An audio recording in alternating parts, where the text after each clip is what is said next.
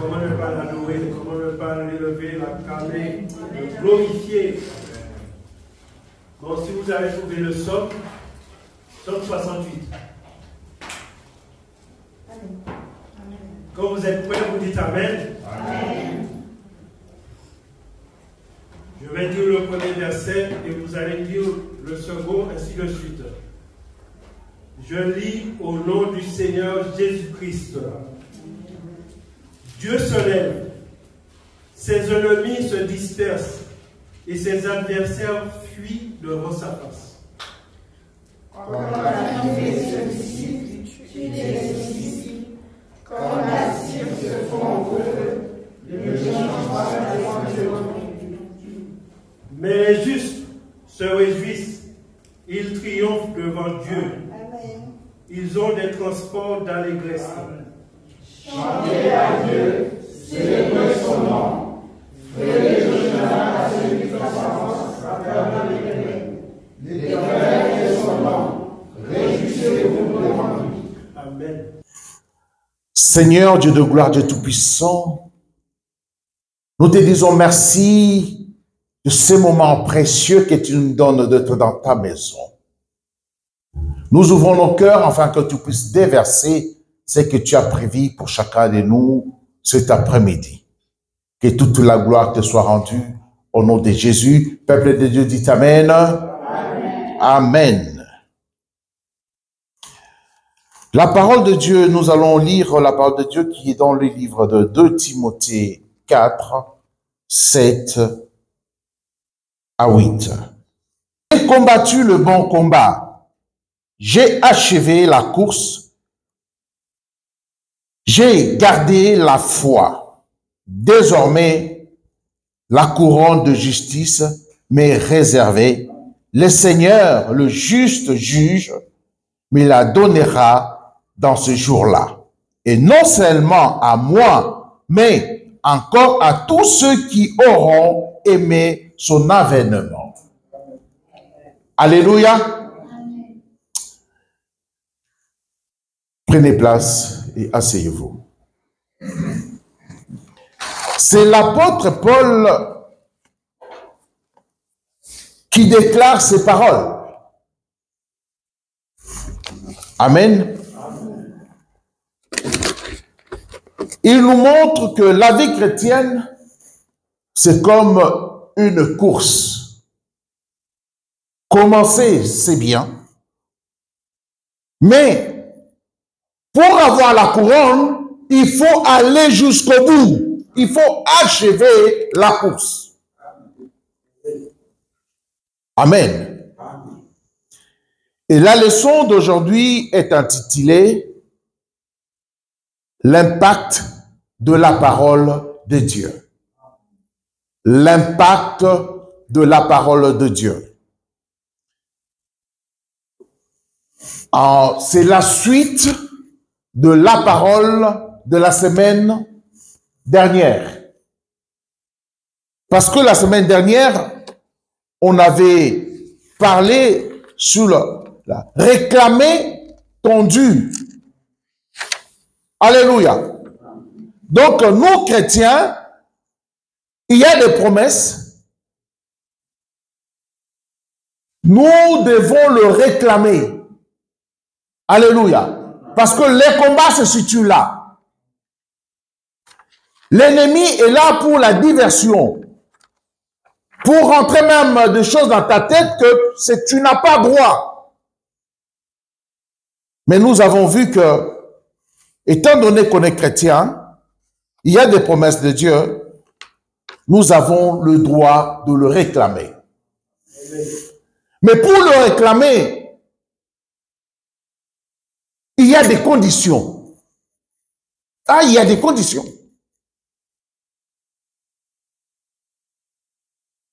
C'est que nous apprenons maintenant, c'est pour qu'on soit éclairé sur des conditions.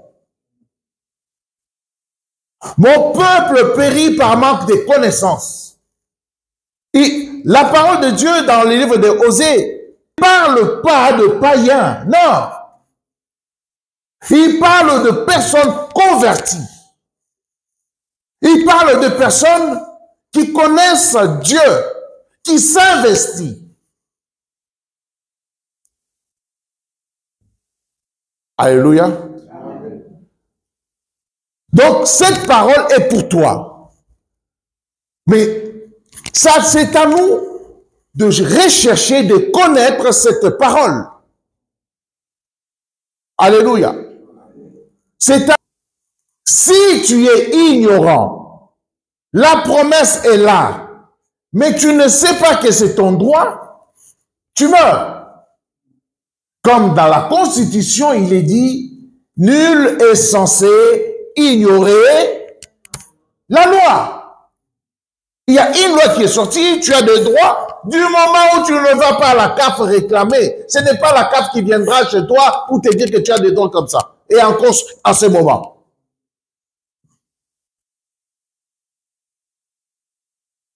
Alléluia. Donc, on est là, on doit rechercher à connaître la parole de Dieu. Vous savez, il fut un moment, j'avais rencontré une dame. La personne, elle était très intelligente. Elle était d'origine juive. Elle préparait, elle était en doctorat de l'histoire. Elle travaillait sur la Bible. C'était le livre de son travail.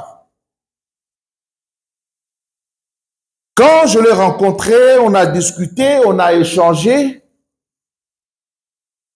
Elle connaissait la Bible, les histoires, tout ça, des versets, tout. On a échangé longuement.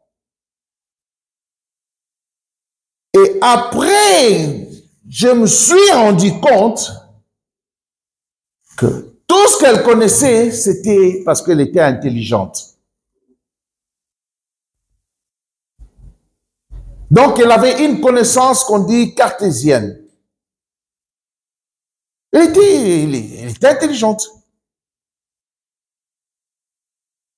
En fouillant encore plus dans la profondeur, malgré qu'elle connaissait les Écritures, je me suis rendu compte qu'elle ne connaissait pas la parole de Dieu.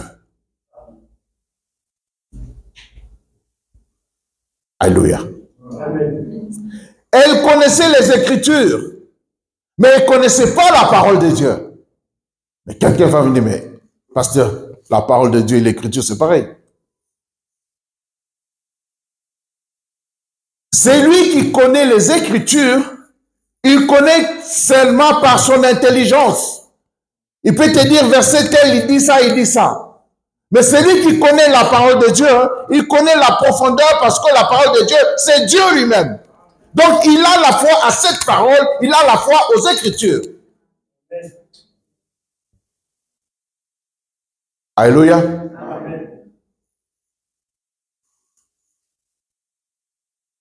C'est bien de connaître les Écritures, mais tu ne seras pas sauvé. Parce que tu ne crois pas. Tu ne crois pas. Tu sais que ça existe, mais tu ne crois pas.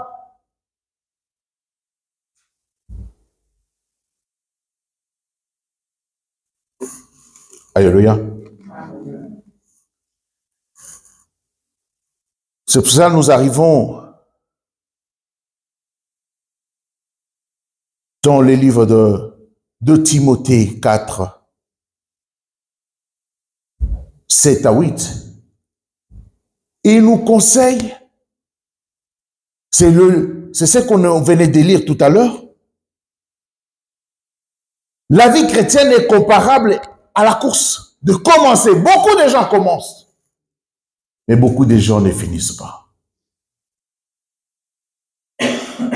Tu as commencé, c'est une bonne chose. Au bout, tu dois savoir que il y a le trophée, la couronne. La couronne n'est pas donnée à ceux qui commencent seulement, mais la couronne est donnée à ceux qui achèvent la course.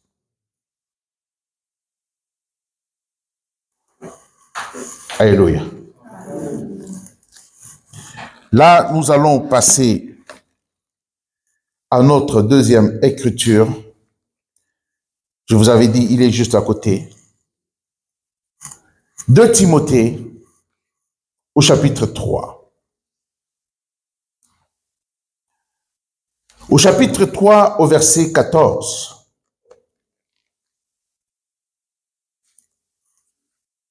Toi qui es chrétien, cette parole est pour toi. La parole est en train de te dire, mon bien-aimé, toi, il te montre les doigts, toi. Ne regarde pas ton voisin, mais c'est toi. Demeure dans les choses que tu as apprises. Tu dois demeurer à des choses que tu as apprises. Demeurer, cela veut dire rester longtemps à un endroit. À l'hôtel, tu es de passage, mais quand on dit tu demeures où, donc tu dois donner ton adresse. Donc, la Bible est en train de te dire, mon bien-aimé, tu dois demeurer dans des choses que tu as apprises. Amen. Alléluia. À des choses que tu as apprises et reconnues. Certaines, sachant de qui tu les as apprises, qui te l'a appris? C'est la parole de Dieu qui est Dieu. Tu dois demeurer là-dedans. Dès ton enfance, tu connais les saintes lettres qui peuvent te rendre sage à salut par la foi en Jésus-Christ. Donc tu ne dois pas ignorer la parole de Dieu. On te conseille de demeurer, donc d'être là-dedans, de t'asseoir matin, midi et soir. Mais pour nous, aujourd'hui, nous allons nous arrêter un petit peu au verset 16 qui nous dit « Toute écriture est inspirée de Dieu et utile pour enseigner, pour convaincre, pour corriger, pour instruire dans la justice. » Pourquoi? 17 dit, afin que l'homme de Dieu soit accompli et propre à toutes bonnes œuvres. Alléluia. Amen. Quand on avait dit de réclamer nos dus, donc tu dois réclamer la promesse de Dieu dans ta vie. Pour réclamer, il faut connaître déjà le droit. Pour nous, à ce qui nous concerne, il faut connaître la parole de Dieu. C'est cette parole qui nous dit l'utilité de cette parole. Toute écriture est inspirée de Dieu. La question que je dois te poser, mon bien-aimé, je peux poser 2 questions juste. Pourquoi tu es chrétien ou chrétienne? Je ne sais pas si tu as déjà eu l'occasion de te poser cette question. Pourquoi? Souvent, quand je pose cette question, la réponse est « Oui, mais je suis issu d'une famille chrétienne. » Oui. Mais comme nos amis disent deux fois, oui, je suis chrétien et non pratiquant. Vous avez déjà entendu ça? Donc, cela veut dire que ma famille est chrétienne, mais je ne crois pas à ça. Être chrétien, c'est comme Christ. Christ pratiquait. On ne peut pas être chrétien non pratiquant, donc on est païen.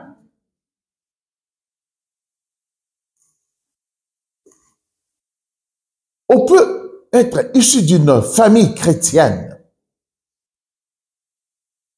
Mais être chrétien, c'est un engagement personnel, toi, avec Christ.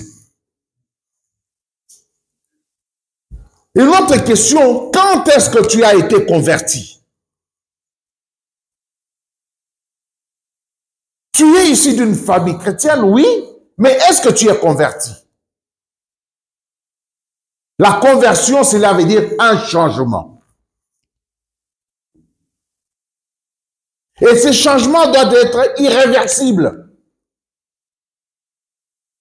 Est-ce que tu sais quand est-ce que tu as été converti? Parce que moi, je connais... Mais, pasteur, comment est-ce que tu poses des questions comme ça à l'église? Oui. Moi, je connais des gens qui sont longtemps dans l'église, mais ils n'ont jamais été convertis. Je connais quelqu'un qui était dans l'église. La personne était même dans la chorale. La personne était baptisée même dans l'eau. Mais après des années, quand j'ai discuté avec cette personne, il m'a dit, au fait, pasteur, tu sais, je n'ai jamais été converti.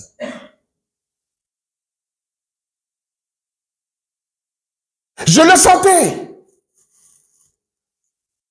Je le sentais.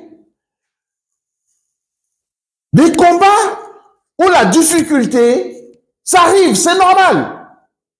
Mais tu vas voir la personne va faire un effort d'avancer, même si elle tombe, elle avance, elle avance, elle avance. Mais si la personne joue un double jeu, vous savez, les temps finissent par dévoiler des choses. Les temps. 1000 jours pour le voleur et 1 jour pour le propriétaire. Et la personne m'a avoué qu'elle n'a jamais été convertie. Tu viens à l'église, c'est bien, c'est très bien même. Parce que la Bible nous dit, la foi vient de ce qu'on entend vient de la parole de Dieu. C'est ça qui va te donner la foi pour être converti. Parce que si tu te dis, je ne suis pas converti, je reste à la maison, tu resteras toujours dans cet état-là, tu ne vas pas changer.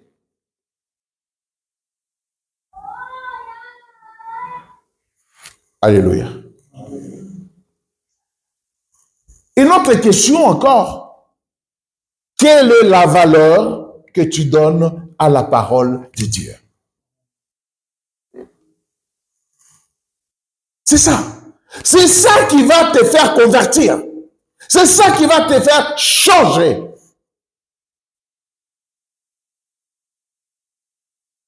On s'habitue au verset. On ne prend pas le temps de rentrer dans la profondeur, de comprendre, de se poser des questions, d'examiner. C'est ça qui va ramener la foi pour que tu sois converti. Parce que la parole nous-mêmes nous dit que, là je suis dans le livre de 2 Timothée 3, au verset 16, toute écriture est inspirée de Dieu. Là nous parlons de la Bible. Hein? Donc, c'est ce qui donne cette parole une valeur spirituelle. C'est inspiré de Dieu. Ce n'est pas l'imagination, je ne sais pas de qui a couché son intelligence sur le papier. Et il nous dit que c'est la parole de Dieu. Non. C'est vrai, Dieu utilise des vases d'honneur. Il a utilisé des gens. Mais ces gens-là, ils ont été inspirés. Est-ce qu'on peut dire inspirés? Voilà. C'est ce qui donne la valeur spirituelle à la parole de Dieu. On doit avoir une considération à cette parole. Parce que l'histoire que je vous ai racontée tout à l'heure de la dame que j'avais rencontrée, pour elle, c'est un livre d'histoire. C'est le livre d'histoire. Tout ça, c'est de l'histoire. C'est vrai, c'est de l'histoire, mais ça a été inspiré. C'est là où ça coincait avec elle. Elle ne pouvait pas avoir la foi dans cette parole parce que c'est un livre d'histoire, mais pour moi, il y a de l'histoire, mais c'est inspiré de Dieu.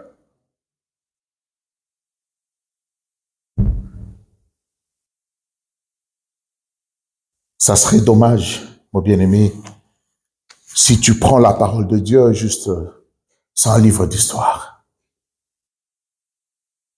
C'est ce qui nous donne la relation entre nous et Dieu. Les préceptes. On doit avoir la connaissance.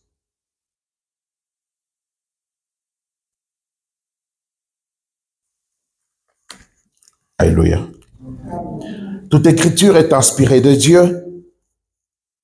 Comme j'avais dit que ce n'est pas l'imagination d'une personne.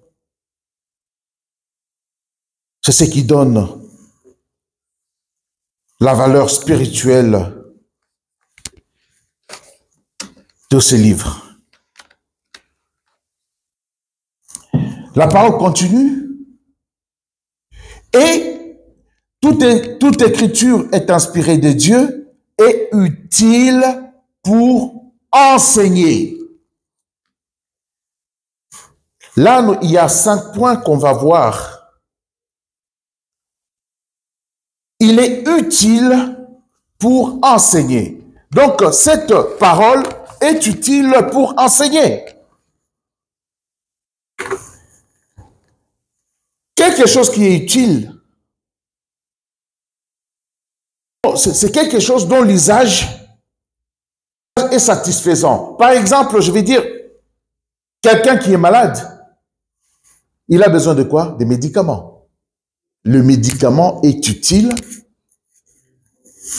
pour la cause. Si tu veux te laver, le savon et l'eau est utile pour te laver. Donc, la parole de Dieu est utile pour être enseignée. Donc, quand on veut dire pour être enseigné, pour connaître les préceptes, pour connaître ce que Dieu veut. Tu ne peux pas dire, oui, je suis chrétien, oui, tu es chrétien, oui. Mais est-ce que tu sais ce que ton Dieu veut? Enseigner. Enseigner, c'est tout simplement transmettre à un élève de façon qu'il comprenne et assimile des connaissances techniques ou autres connaissances. C'est ça, enseigner. Comme là, je suis en train d'enseigner. Amen. Donc, je transmets des connaissances pour que tu puisses le recevoir et voir clair de ce qu'on est en train de dire. Donc, il est important, mes bien-aimés, de lire la parole de Dieu.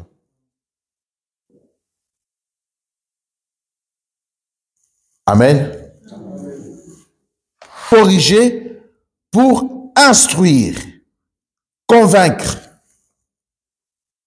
Mais quand moi je te parle de la parole de Dieu, ce n'est pas moi qui dois te convaincre, non. Elle est inspirée, elle vient de Dieu, c'est la parole qui doit te convaincre. Mais Dieu utilise toujours des vases d'honneur. Convaincre, c'est amener quelqu'un à reconnaître la vérité, la nécessité d'une proposition ou un fait. Par exemple, si nous parlons de la croix, si nous parlons de Jésus-Christ est vivant, il est ressuscité le 3e jour, mais d'une façon cartésienne, si quelqu'un meurt, il meurt, c'est fini. Mais la parole doit nous convaincre que Jésus-Christ est extraordinaire. Il est mort, le 3e jour, il est ressuscité. Même si on ne le voit pas, mais nous crions et nous disons qu'il est ressuscité et il est vivant.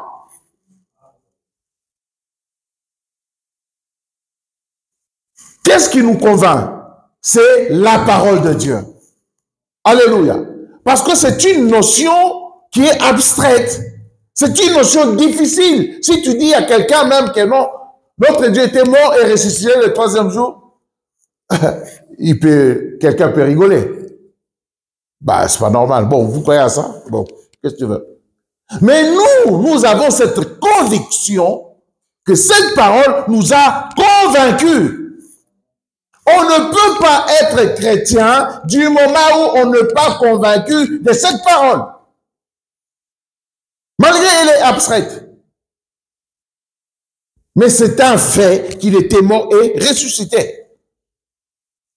Et cette parole aussi sert à corriger.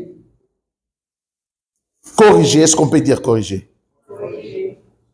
C'est devoir donner comme modèle, rectifier, rendre droit, modifier pour rendre conforme. On avait une vie avant. Et quand on vient auprès du Seigneur et que cette parole rentre à nous, elle doit corriger nos vies. Elle doit nous donner cette intelligence de savoir ça c'est bien, ça c'est pas bien. Cette parole doit avoir cette puissance de nous changer. Ce n'est pas le pasteur qui change quelqu'un, non, c'est faux.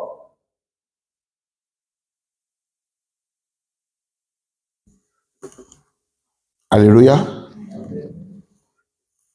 Elle est là aussi pour, pas seulement nous corriger, mais la parole de Dieu est là aussi pour nous instruire. Est-ce qu'on peut dire instruire?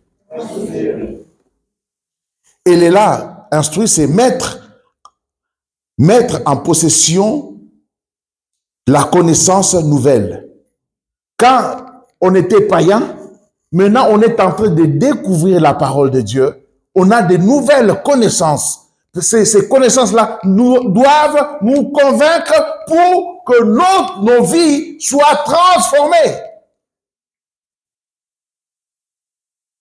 C'est pour cela que j'avais posé la question. Pour toi, quelle est la valeur de la parole de Dieu? Tu la donnes quelle valeur? C'est juste un livre comme ça? Ou bien quand tu la lis, tu es concentré, tu dis, mais Seigneur, je vais lire, mais parle-moi. Parle-moi.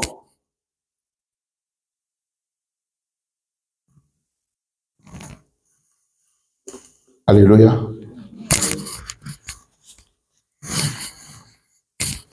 Par exemple, elle va mettre des connaissances nouvelles, par exemple, la notion du baptême.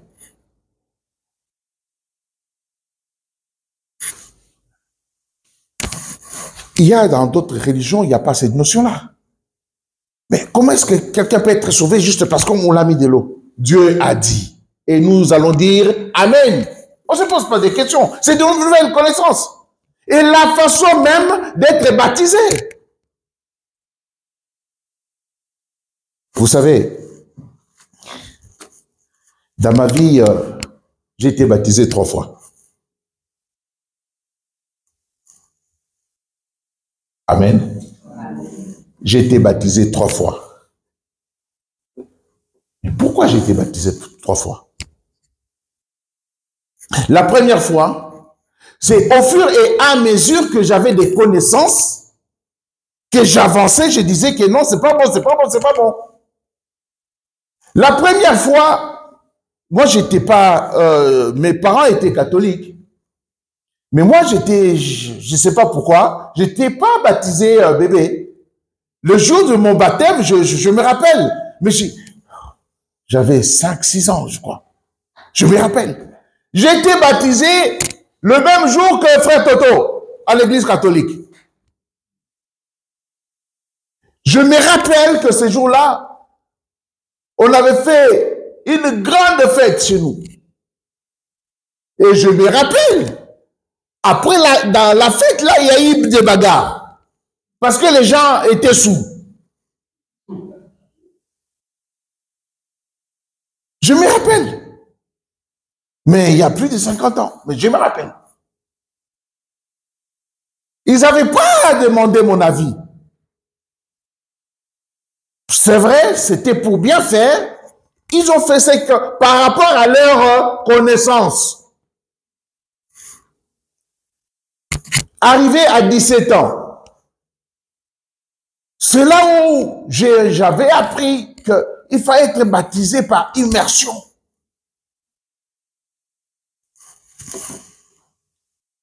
Et je me suis arrangé avec des amis. On m'a baptisé par immersion dans une rivière. Au nom du Père et du Fils et du Saint-Esprit. Ah, j'étais content. Mais je n'étais pas converti. Je n'étais pas converti. Je n'étais pas converti. C'était... que dirais-je? J'étais sincère, hein? Mais ma vie que je menais avant le baptême et après le baptême, c'était la même vie.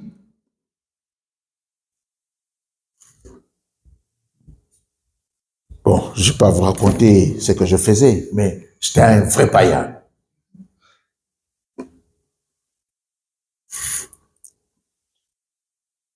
Et après, je suis venu ici en Europe. Je me suis marié. On a eu des enfants avec Sœur Brigitte. C'est alors, un jour, j'ai dit, oh, mais Sœur Brigitte, mais pourquoi on ne va pas à l'église? Pourquoi toi, tu ne m'amènes pas à l'église?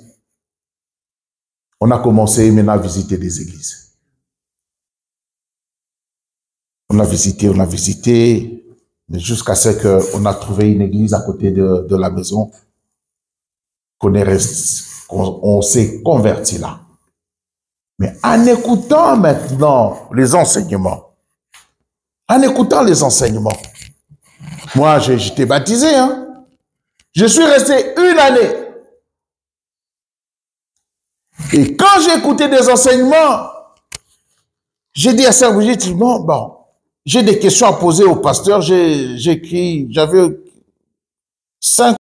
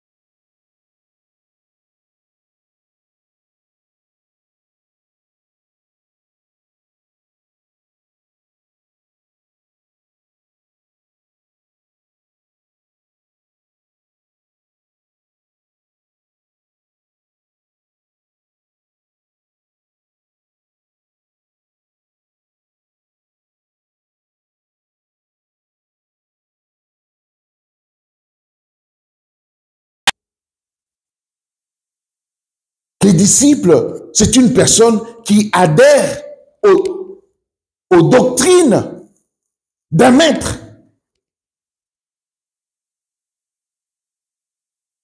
La personne que je vous ai dit tout à l'heure, elle ne pouvait pas adhérer à la doctrine, malgré qu'elle connaissait. C'est ça la différence. Elle connaissait les Écritures, mais elle ne pouvait pas adhérer pour être appelée disciple. Ma prière est que toi qui m'entends, qui m'écoutes, sois disciple de Dieu. Sois disciple du Seigneur Jésus-Christ. Adhère pour que tu sois réellement disciple du Seigneur. Quand maintenant on est disciple, quand on adhère à cette manière de vivre du Christ, c'est là où maintenant tu auras de droits. Parce qu'il n'y a pas que des devoirs. Tu auras maintenant le droit. C'est là où on peut parler quels sont les avantages d'être un disciple de Christ. Alléluia. C'est tout simplement, c'est d'apprendre à imiter le Seigneur Jésus-Christ et ses apôtres dans toutes les dimensions de notre vie. Amen. Pour être imitateur, il faut déjà connaître l'original. Amen. Même les imitateurs, qu'on voit les humoristes et imitateurs, si celui qui imite Jacques Chirac, il a déjà entendu ou il a déjà vu. Nous devons être les imitateurs de Christ. Quand on est des imitateurs de Christ, c'est là où on a maintenant le droit de réclamer notre dû d'une façon spirituelle, intellectuelle, corporelle, affective et relationnelle. Je vais dire à quelqu'un ici, il est impossible de rentrer dans la promesse de Dieu si la considération de la parole de Dieu est négligée. À savoir, il y a 800 promesses pour toi. 800 promesses dans la parole de Dieu. Et pour être précis, c'est 860 promesses de Dieu. Pour les 800 promesses de Dieu, elles sont conditionnelles. Toutes les promesses sont conditionnelles, mon bien-aimé.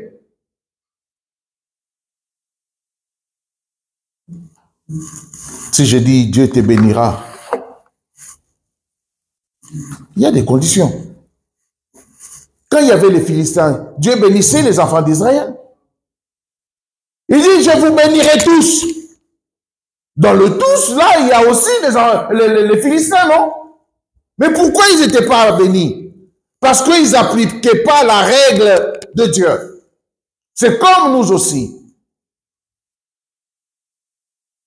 Pour que le Seigneur te touche, il faut adhérer à son enseignement. Alléluia. Et pour réclamer la promesse de Dieu. C'est quoi la promesse? C'est ce que l'on s'engage à faire. Ah, il m'a promis quelque chose. Donc cela veut dire que tu es en train de dire que tu t'es engagé à me donner la chose. Dieu aussi s'est engagé par ses promesses pour nous.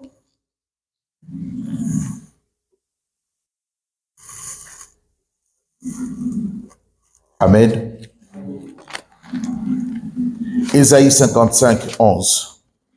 Ainsi en est-il de ma parole qui sort de ma bouche et ne retourne point à moi sans effet, sans avoir exécuté ma volonté et accomplir mes desseins. Merci, mon frère. Encourage-moi encore. Amen.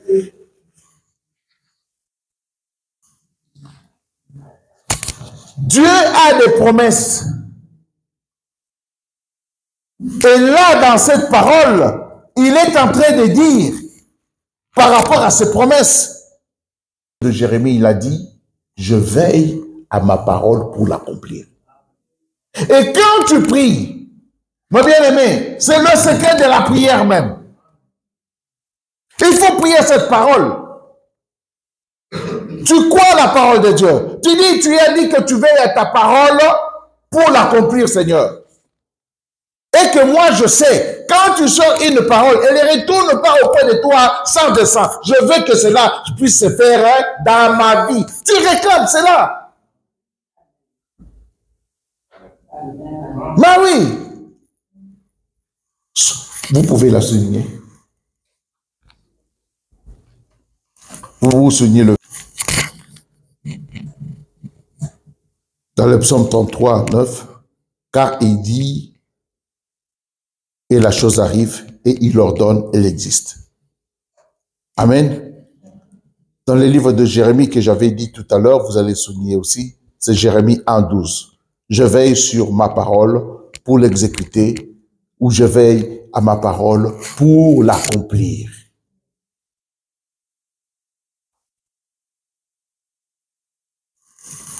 Alléluia. Ce qu'on va retenir, c'est pour être disciple, il faut adhérer, considérer la parole de Dieu, l'appliquer. De se poser la question, est-ce que je suis réellement chrétien?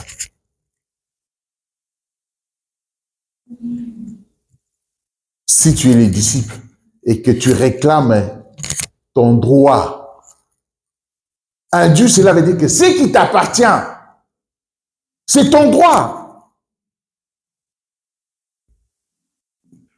Même si l'ennemi est là pour une fausse accusation, mais tu as ton dû, tu as ton droit. Il faut le connaître.